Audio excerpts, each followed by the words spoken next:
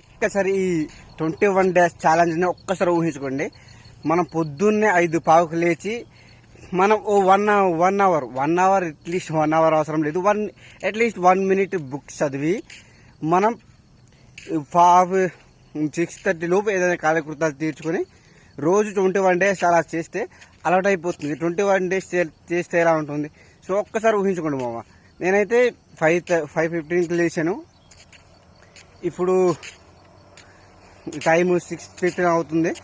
Half an hour jogging చేశాను and చాలా కాలకృతాలు అయితే చేశాను. సో నాకు ఇది చాలా హ్యాపీగా అనిపించింది.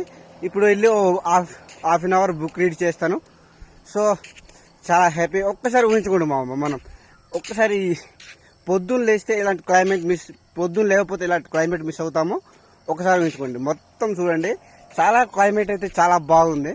మీరు కూడా పొద్దున్న లేస్తే పొద్దున బయటకు వస్తే బాగుంటుంది. పొద్దున్న లేచినంత మాత్రాన బయటకు రాకుండా రూమ్లోనే పడుకుంటామంటే మళ్ళీ రూమ్లోనే పడుకుంటామంటే అవ్వదు.